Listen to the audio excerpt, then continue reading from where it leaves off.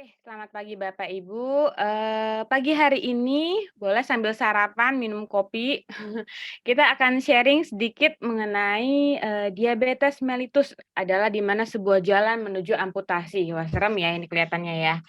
Tapi bagaimanapun juga tadi seperti yang Mas Yanda bilang bahwa ternyata 30% dari, pemberian kaki palsu itu disebabkan oleh pasien-pasien yang mempunyai diabetes mellitus atau penyakit gula. Jadi oke banget nih kalau kita bahas diskusinya pada pagi hari ini ya. Oke, saya juga salah satu volunteer Yayasan Visi Mahakarya ya Bapak Ibu, jadi sangat happy sekali nih saya bisa sharing hari ini. Oke, kita pertama mungkin pengen tahu apa itu diabetes. Jadi diabetes adalah kumpulan gejala yang timbul pada seseorang yang akibat peningkatan kadar gula darahnya itu tinggi. Nah, di sini kadar gula yang tinggi karena si insulinnya itu kurang. Kenapa insulinnya kurang? Karena nggak bekerja dengan baik di dalam tubuhnya. Oke, kita lihat sekarang dari segi dunia atau mata perspektif dunia di 2021. Ini data CDC bahwa negara dengan pengidap diabetes terbanyak, kita di nomor berapa di sini? Ya, kita ada di nomor 5 ya, Dok? 5, Bapak Ibu. Luar biasa ya, kita di nomor 5, di mana di sini diketahui bahwa ada 19 juta orang terkena diabetes di Indonesia, gitu ya. Jadi, pertama itu Cina, kedua India, ketiga Pakistan, keempat Amerika, kita tahu lah ya, lifestyle-nya Amerika seperti apa, Brazil, Meksiko, Bangladesh, Jepang, dan Mesir. Jadi Indonesia itu kelima. Jadi kita katakan bahwa dunia saat ini sudah emergensi diabetes. Kenapa? Cina kan penduduknya paling tinggi, dan Cina yang paling tinggi diabetesnya. Jadi dunia sudah emergensi diabetes Bapak Ibu. Tuh, jadi harusnya sekarang kita sudah mulai concern ya mengenai, diabetes. Dan di Indonesia juga pasti kita ngelihat kiri kanan teman kita atau bapak ibu kita pasti ada aja diabetes, oke. Nah, cara mendiagnosanya dan bagaimana cara mendiagnosanya? Nah, jika kadar gula kita, gula darah, ini gula darah, puasa ya, gula darah, normal biasa aja, itu 180 miligram per desiliter. Tapi kalau kadar gula kita, ketika kita habis makan lebih dari 200, maka kita bisa dicurigai diabetes mellitus atau penyakit gula. Oke, apa aja gejalanya penyebabnya, sorry. Penyebabnya biasanya karena keturunan, tuh. Jadi keturunan di sini, bisa karena diabetes tipe 1 bisa 2 ya. Artinya kalau misal keturunan yang tipe 2, diabetes tipe 2 adalah orang tua kita nih punya diabetes, maka, kecenderungan tubuh kita akan gampang terkena diabetes pada saat kita usia, tua atau, 40 up lah, gitu. Karena memang genetiknya, mempengaruhi metabolisme sehingga lebih kemungkinan besar kita kena itu. Makanya orang-orang bilang kalau kita sih biasanya penyakitnya nggak jauh ya dari orang tua. Benar, karena itu ada semacam kode-kode genetik yang mengarah ke arah situ, gitu ya. Kemudian usia yang lebih tua cenderung terkena diabetes, kegemukan juga menyebabkan diabetes, kurang gerak atau aktivitas. Manusia itu kan manusia bergerak ya, sebenarnya.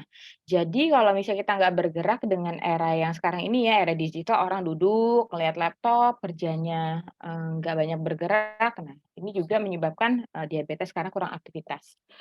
Kehilangan insulin, eee, minum-minuman alkohol dan obat-obatan, tertentu yang bisa menyebabkan terjadinya diabetes. Oke. Oke. Nah, apa aja tipe diabetes? Diabetes tipe 1 itu adalah diabetes yang memang dari lahir kita udah kena diabetes. Jadi memang pankreas kita udah bermasalah dari lahir. Makanya ada tuh anak-anak kecil ya kan yang masih, SD udah disuntik insulin. Nah itu bukan karena pola hidup dia ya, itu karena memang dia dari lahir sudah mengidap diabetes. Kita sebutnya diabetes tipe 1. Oke, ada lagi diabetes tipe 2 nih. Nah ini yang banyak terjadi, yaitu diabetes yang disebabkan karena tidak cukup dan efektifnya kerja insulin karena tadi faktor-faktor resiko tadi, kegemukan, kemudian makan makanan manis yang berlebihan, dan lain-lain gitu, kurang gerak dan lain-lain. Sehingga pada saat usia 35 up, dia terkena diabetes mellitus tipe 2. karena lifestyle ya Bapak Ibu. Kemudian ada lagi ini diabetes gestasional, yaitu diabetes yang terjadi pada saat kehamilan. Ini jadi ketika hamil, makanya kenapa ibu-ibu itu wajib hukumnya diperiksa gula, karena ada namanya diabetes gestasional. Begitu udah lahir, dia nggak kena diabetes lagi, pada saat hamil dia terkena diabetes. Gitu ya, dan ini harus, ditangani oleh dokter OB/GYN khusus. Kemudian ada lagi tipe diabetes lainnya, pemakaian obat, penyakit lain-lain yang menyebabkan diabetes, ya. Oke, apa aja gejalanya? Gejalanya sering, buang air kecil, kemudian lapar terus, sering lapar padahal udah makan banyak, kemudian mudah mengantuk, konsentrasi berkurang, berat badan bisa turun loh Ibu Bapak. Jadi awalnya gemuk tiba-tiba ngedrop turun, karena apa? Karena memang insulinnya nggak bekerja dengan baik, gulanya mandek di peredaran darah tapi nggak masuk ke sel-sel jaringan. Jadi badannya kurus. Kemudian, penyakit gatal-gatal maksudnya di sini adalah, kulit kering ya, jadi menyebabkan sering dermatitis. Kesemutan, baal-baal, luka susah sembuh, nah ini yang nanti akan menyebabkan diabetes, ke amputasi, kemudian adanya penurunan libido atau penurunan, frekuensi dari hubungan, kemudian penglihatannya kabur. Nah ini berbagai macam, masih banyak lagi gejala-gejala diabetes sebenarnya, tapi yang paling banyak oke. Nah, ini ya faktor resikonya usianya lebih dari 45 tahun, berat badan lebih, ada riwayat keluarga, ditambah dengan biasanya temannya diabetes kolesterol tuh. Jadi ada gangguan metabolik, gitu ya. Nah, ini komplikasinya. Komplikasi diabetes tuh banyak sekali, tapi paling banyak tuh ini.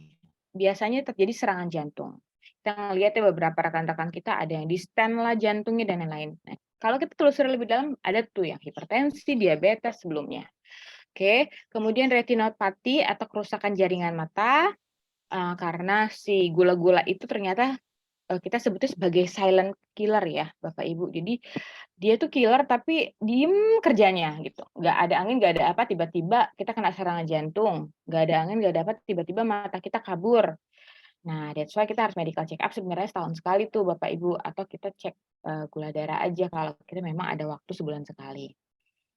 Kemudian bisa menyebabkan gagal ginjal. Sekarang pasien HD makin meningkat. Bahkan di rumah sakit saya ada yang usia 30 tahun sudah, cuci darah. Itu kenapa? Karena salah satu penyebab, gagal ginjal adalah diabetes mellitus. Dengan diabetes yang tidak terkontrol, terus-terusan gulanya naik, dia silent killer tuh, dia lama-lama ngegerogotin, jaringan-jaringan dari si, ginjalnya. Lama-lama ginjalnya rusak. Tiba-tiba kok udah sesek, tiba-tiba kok, nggak bisa berkemih. Nah, pas dicek ureum kreatininnya tinggi. Waduh, berarti ada gangguan ginjal, tiba-tiba harus hemodialisa. Nah, itu ya. Nah, yang terakhir ini yang mungkin pembahasan kita pada hari ini adalah amputasi. Kenapa bisa terjadi amputasi pada pasien gangren, nanti kita akan jelasin. Jadi pasiennya itu, infeksi, kemudian menyebabkan terjadinya amputasi karena diabetesnya. Nah, ini ya patofisiologinya atau kita sebut road to amputation, perjalanan kenapa gula tinggi yang menyebabkan terjadinya amputasi. Jadi, kalau gula kita nggak terkontrol, yang paling dia sering serang adalah jaringan saraf dan pembuluh darah. Nah, jaringan saraf dan pembuluh darah ini kalau sudah rusak, maka akan menyebabkan terjadinya, kerusakan-kerusakan pembuluh darah yang perifer atau yang ujung-ujung. Makanya seringkali kesemutan awal-awalnya, baal-baal, lama-lama kok nggak berasa apa-apa ya. Nah, jika jaringan saraf kita rusak, berarti kita tidak bisa merasakan ya. Merasakan di sini bukan, rasa secara sensorik ya, maksudnya rasa di sini adalah, rasa yang benar-benar nggak bisa ngerasain panas, ngerasain sakit, ngerasain, kesetrum, nggak bisa. Karena jaringan sarafnya rusak, tidak ada jaringan saraf di, kaki-kaki kita.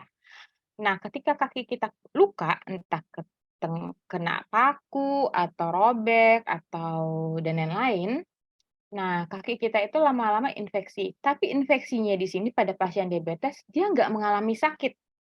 Mau kakinya, lukanya banyak, dia nggak akan mengalami sakit. Kenapa? Karena jaringan sarafnya mati.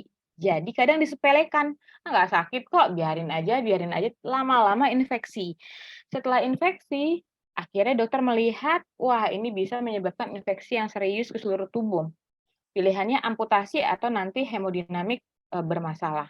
Tapi pasiennya santai aja, tidak sakit, walaupun infeksi. Nah, ini yang berbahaya, ternyata rasa sakit itu penting ya, Bapak Ibu. Rasa sakit itu segitu pentingnya sehingga kita jadi tahu bahwa tubuh kita bermasalah. Nah, ini yang terjadi pada pasien diabetes ya. Ada sedikit ya video, saya akan share mengenai salah satu pasien di India yang dia men-share bagaimana kakinya terjadi amputasi. My name is Rahmat bin Muhammad Yunus. I'm 66 years old. My leg has been amputated 15 years ago due to uncontrolled diabetes. Not many people will agree to appear on TV to talk about this. I want to share this with you because if someone had told me, I would have listened.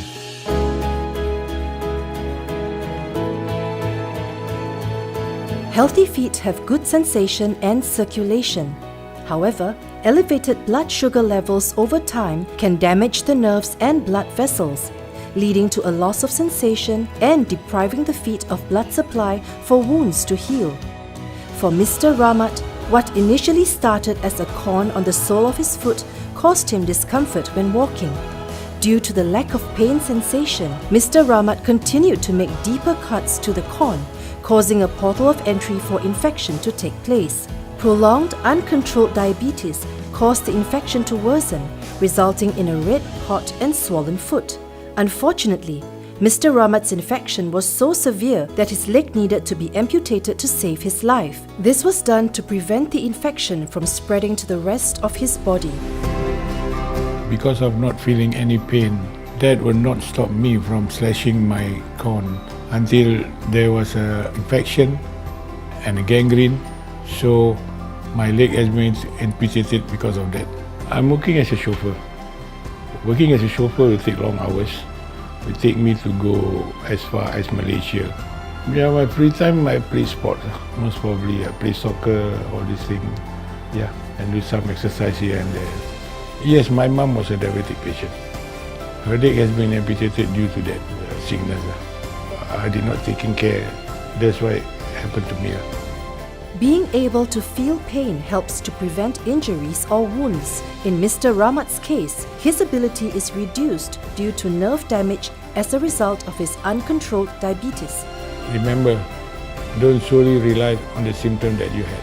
I did not know that with what I had, I should have been in a lot of pain instead of only discomfort. I did not understand that pain is a gift and it's there to protect me. Jadi, mungkin kita bisa belajar ya Bapak Ibu dari case Mr. Rahmat dari Malaysia. Dia mau sharing mengenai seberapa pentingnya rasa sakit itu dan seberapa pentingnya, diabetes itu harus dikontrol. Karena dengan rasa sakit yang hilang, diabetes tidak terkontrol, ujung-ujungnya bisa menyebabkan amputasi pada kaki, Bapak Ibu ya. Oke, lanjut. Jadi, kita masuk ke penata laksanaan diabetes.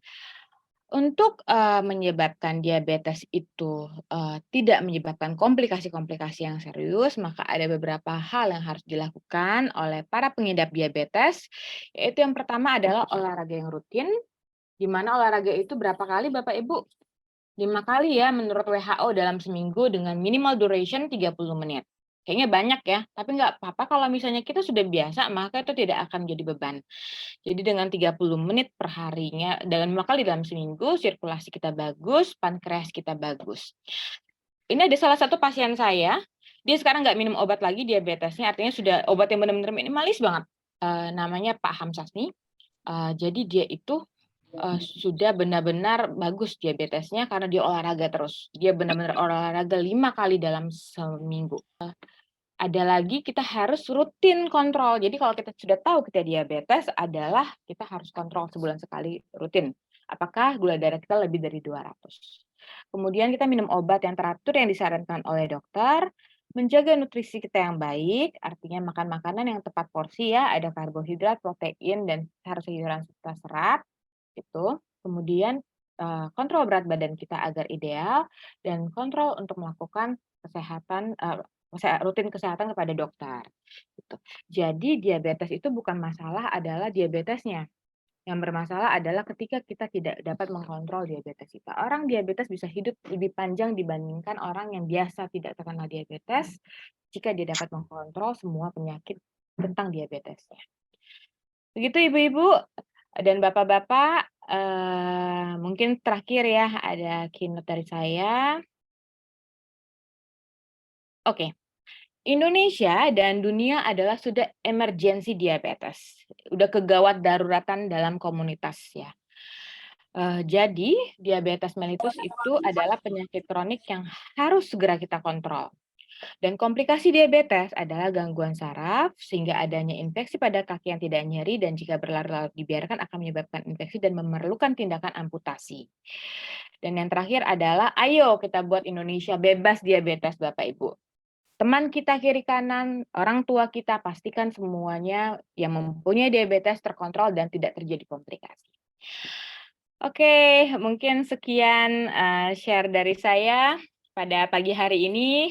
Mudah-mudahan menjadi pandangan buat kita ke depannya ya untuk membebaskan Indonesia dari diabetes. Walaupun kita nggak kena diabetes, kita harus mengingatkan rekan-rekan kita atau teman kita atau saudara tersayang kita atau ibu bapak kita untuk kontrol diabetes. Diabetes tidak masalah, yang masalah adalah jika tidak terkontrol. Mungkin sekian dari saya, Mas Chandra.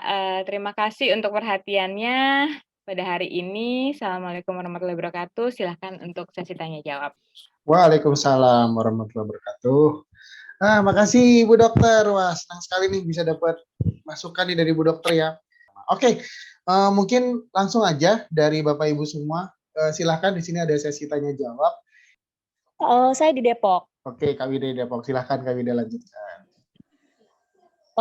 Bu Dokter, aku kan punya ponakan, umurnya masih 7 tahun dan dia terkena diabetes tipe 1 yang tadi Bu Dokter sampaikan ya.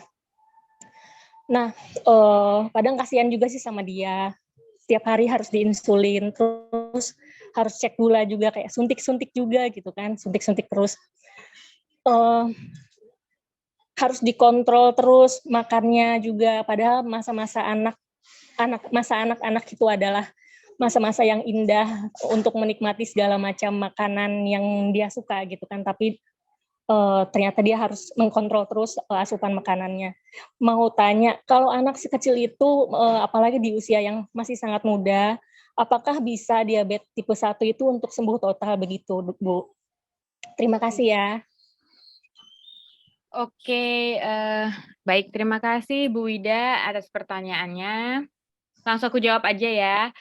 Jadi memang terkait dengan diabetes tipe 1 atau diabetes yang emang dari lahir ya, memang anak-anaknya langsung suntik insulin gitu karena memang terapinya adalah langsung injeksi insulin kita laksananya.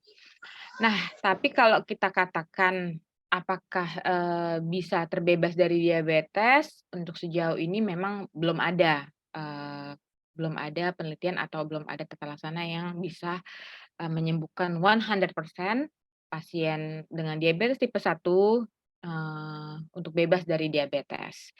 Tapi mungkin poinnya adalah yang harus kita berikan motivasi ke pasien tersebut atau ke anak tersebut adalah tidak perlu merasa rendah diri dengan punya diabetes atau penyakit, selama diabetesnya bisa terkontrol dan selama diabetesnya itu bisa dengan baik dijaga, insulinnya diinjeksi terus tiap hari sesuai dengan dosisnya, anak-anak tersebut bisa dapat tumbuh berkembang, mencapai cita-citanya sesuai apa yang dia mau, dan tidak terjadi komplikasi pada saat dewasanya.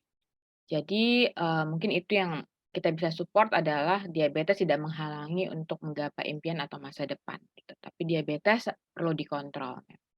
Jadi mungkin dikasih motivasi, tapi untuk sembuh ya sejauh ini belum bisa sembuh nih Bu Ida, tapi untuk dikontrol bisa.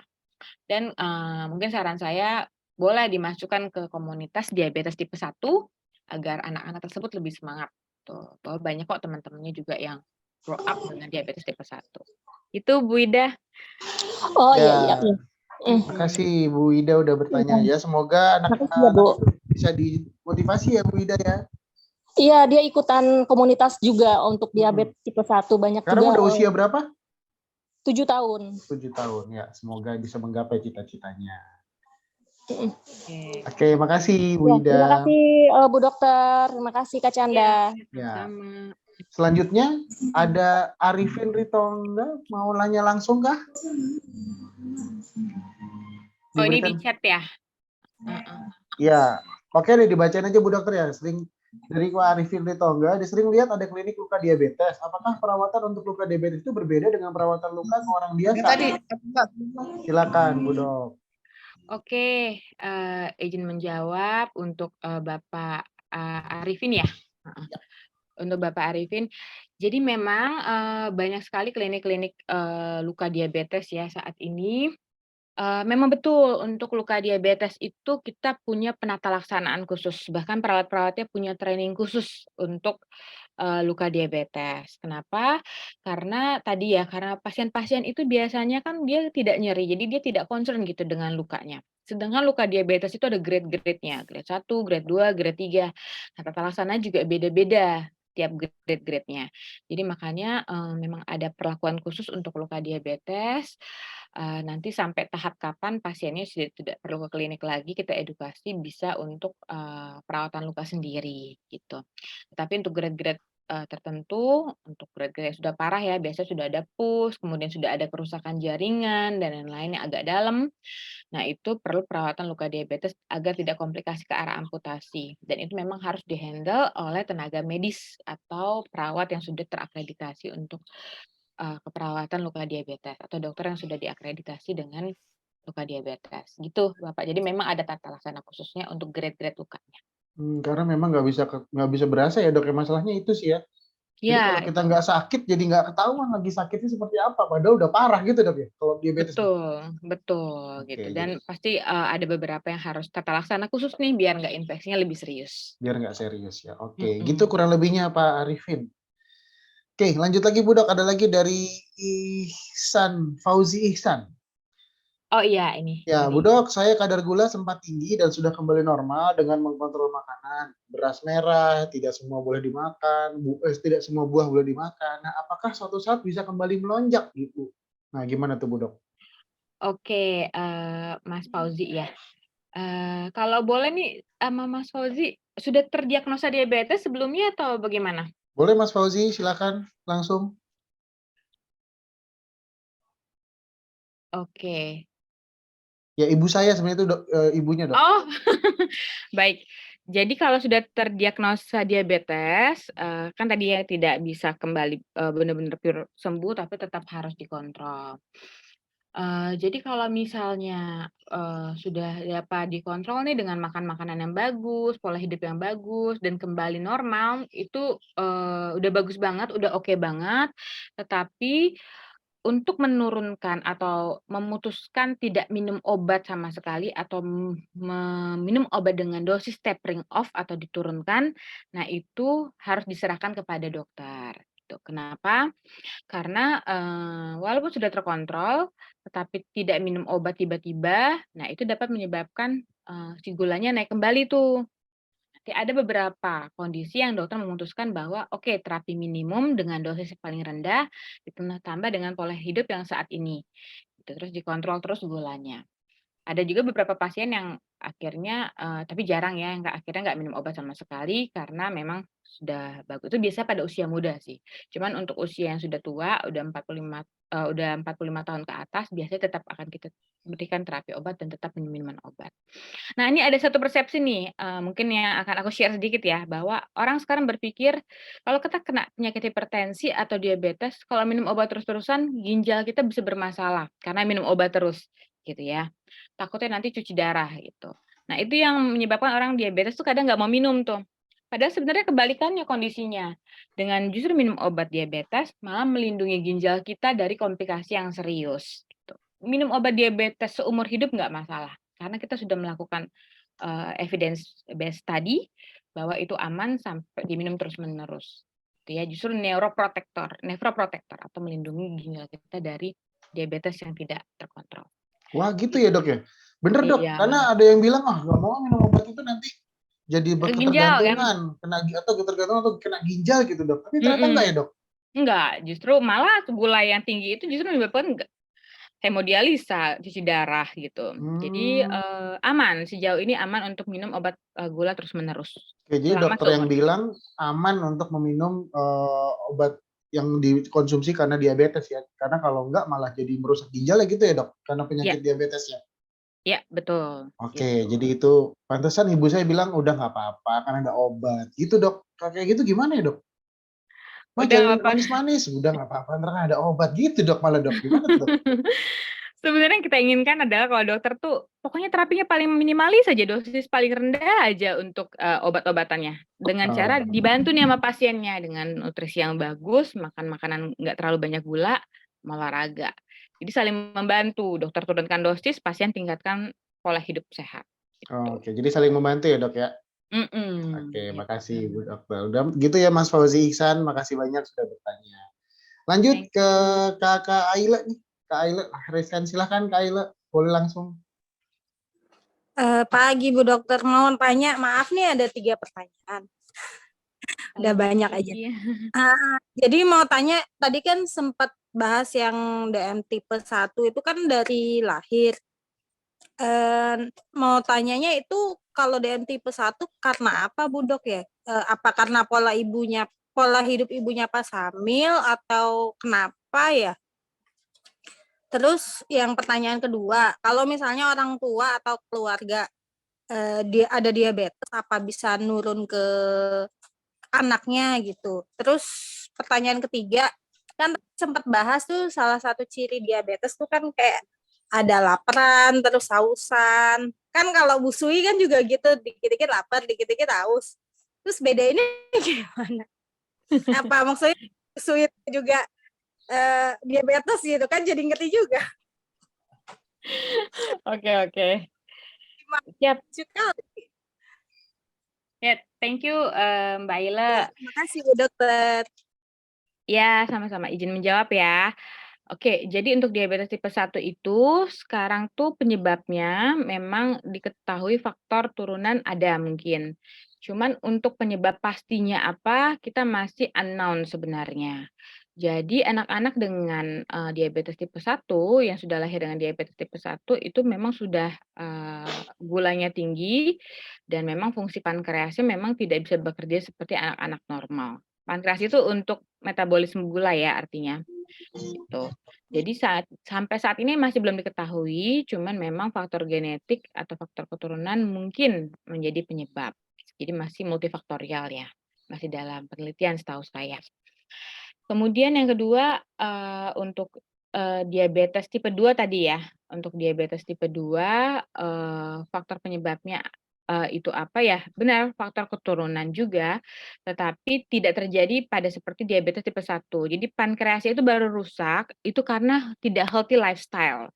Jadi dia makan gula-gulaannya banyak, kemudian, apa namanya, dia kegemukan, dia nggak banyak bergerak, lama-lama pankreasnya bekerja capek dan lama-lama terjadinya penurunan fungsi pankreas dan akhirnya terjadi diabetes mellitus. Kenapa faktor, genetik menentukan tadi, biasanya, metabolisme kita atau, cara kerja tubuh kita secara, personal itu nggak jauh biasanya dengan dan dipengaruhi faktor genetik dari orang tua, gitu. Jadi makanya orang yang terkena diabetes biasanya orang tua atau kakeknya atau neneknya ada diabetes, gitu. Tetapi itu bisa dicegah dengan kita dari sekarang sudah healthy lifestyle, maka kita nanti di 45 tahun up, kita nggak gampang kena diabetes, gitu.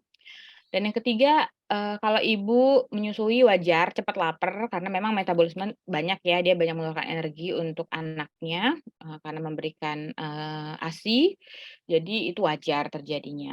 Cuman tadi saya bilang, kita seharusnya sebagai, personal yang sadar akan kesehatan, minimal 3 bulan sekali medical check up kecil, dan setahun sekali medical check up besar, gitu. Ibarat mobil setiap, berapa skala waktu kan selalu diisi oli dan lain-lain, di-check up kan. Nah, mobil aja seperti itu, apalagi manusia. Jadi kita harus medical check up diri kita per 3 bulan, per 1 tahun untuk yang lebih besar jika ada dana dan lain-lain, gitu. Agar kita tahu kondisi onderdil-onderdil dalam tubuh kita. Nah, itu bisa diketahui dengan gulanya Mbak Aila. Kalau Mbak Aila gulanya normal-normal aja berarti memang karena ibu menyusui ya.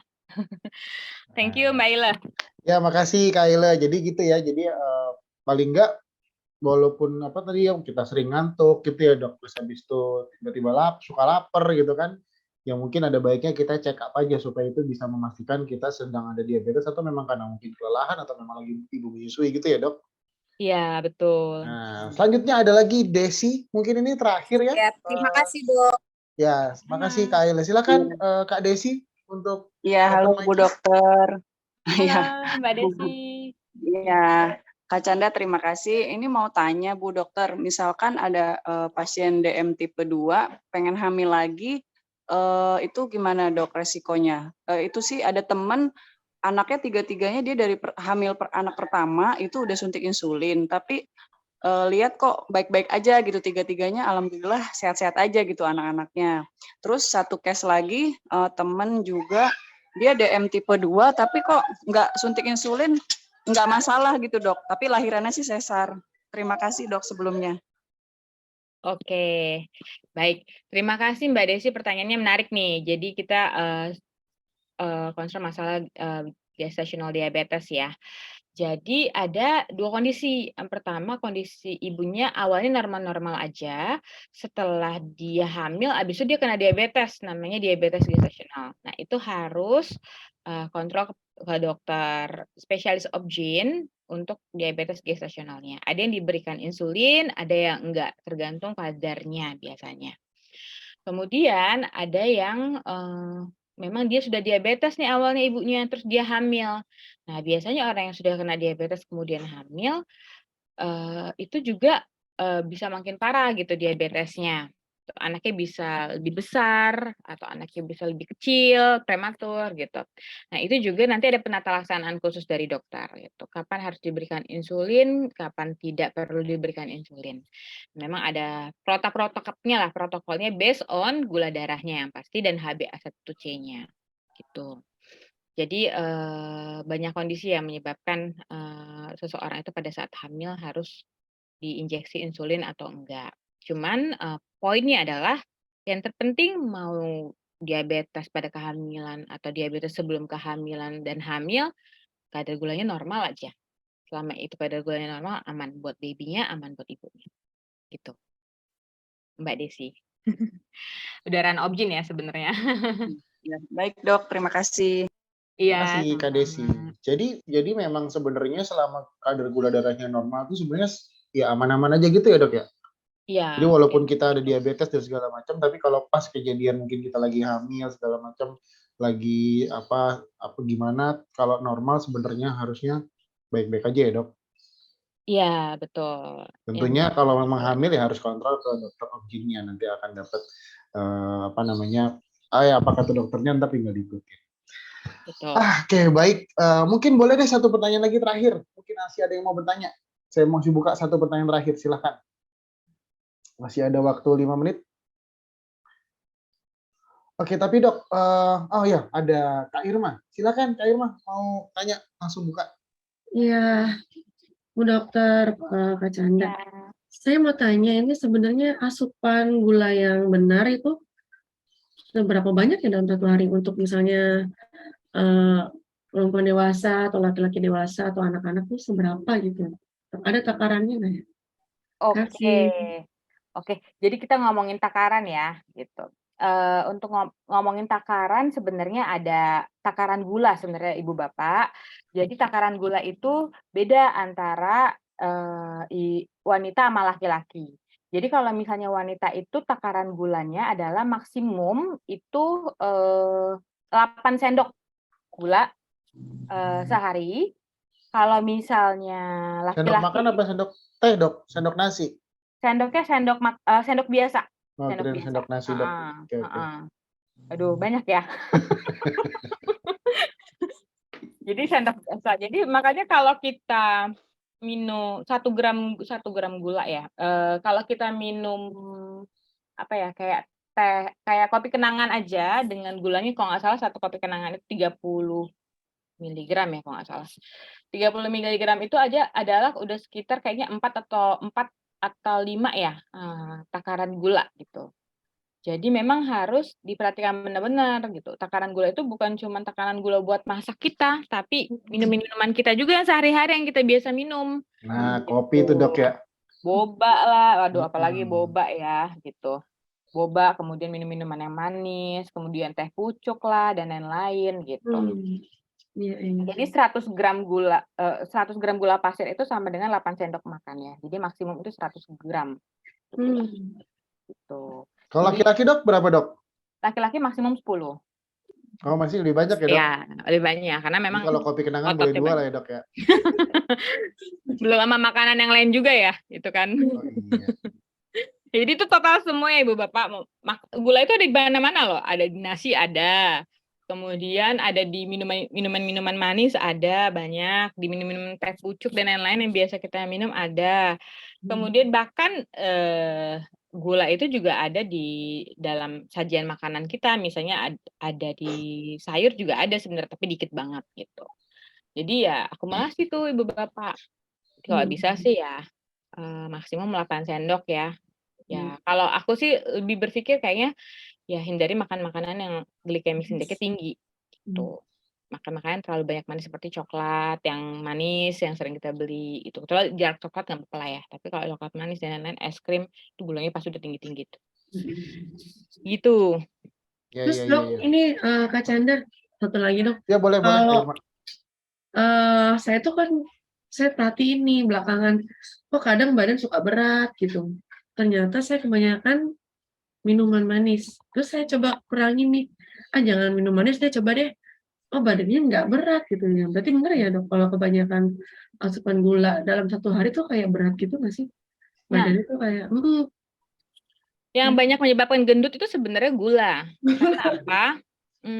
Ya gula itu yang paling banyak. Nanti gula nih kalau gulanya banyak nih di tubuh kita, dia nggak kepake gitu dalam satu hari itu nanti dia akan bisa berubah lama-lama jadi lemak juga.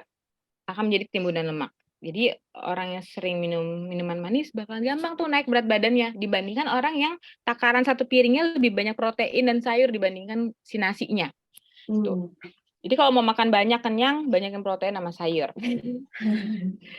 Gitu. Ya, makasih banyak ya dokter. Sama-sama. Nasi ya dok, berat juga ternyata nasi ya dok.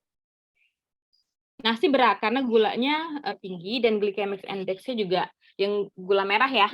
Sorry, nasi putih ya. Nasi putih. Ya. Itu nyebabin darah di pembuluh darah kita tuh tingginya cepat. Kalau nasi merah itu dia rilisnya dikit-dikit gitu naiknya. Oke, ini ada satu lagi kalau busui ya. Takarannya berapa dok? Tadi dok kan yang normal 8 sendok tuh kalau perempuan, kalau busui sama apa enggak dok? Oh oke, ini Mbak Ile ya. Kalau busui, sebentar. Saya harus buka nilai gizi dulu ya. Oke. Kalau ibu hamil itu bisa sekitar 1,5 kali lipat dari takaran wanita biasa ya. 1,5 kali lipat ya, boleh ya dok ya? Ya. Oke, kurang lebih. Ya, akhirnya kita jumpa di akhir dari acara kita. Terima kasih banyak Bu Dok Yulia, tepuk tangan dong buat Dokter Yulia yang sudah ceritain banyak tentang diabetes kita. Semoga sesi hari ini bisa jadi hal yang baik buat kita semua, Bapak Ibu semua. Dan tadi ya banyak sekali sebenarnya peringatan-peringatan yang dokter sampaikan mengenai gaya hidup dengan gula, dan mungkin sekarang sebenarnya mungkin nggak usah terlalu aku udah makan 8 sendok gula nih kiranya, nggak usah gitu kali dok ya, tapi yang penting jaga, kurang-kurangin gitu ya dok ya, kurang-kurangin, dan dokter bisa kasih obat tapi kita juga harus menjaga, mengkontrol diabetes kita gitu ya dok. Betul.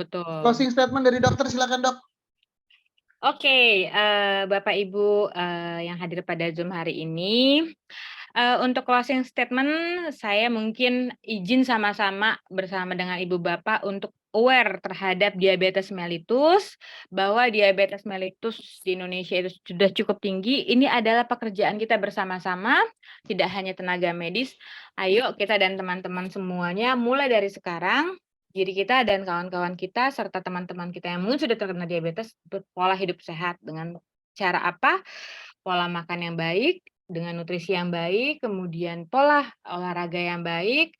Untuk pasien yang diabetes, pola minum obat yang baik. Dengan itu, mudah-mudahan kita bisa terhindar dari diabetes dan terhindar dari komplikasi yang serius sampai ke tingkat amputasi. Itu mungkin statement dari saya terakhir. Salam sehat dan semangat buat kita semua. Oke, makasih banyak dokter, makasih juga buat Bapak Ibu semua. Sampai ketemu lagi di sharing session selanjutnya dari Visi Mahakarya, dan jaga kesehatan terus. Yang pasti kita juga semua terima kasih karena Visi Mahakarya sudah disupport sama Bapak dan Ibu semua. Dari saya cukup, kita tutup saja dengan Assalamualaikum warahmatullahi wabarakatuh. Selamat pagi semuanya. Sampai ketemu lagi.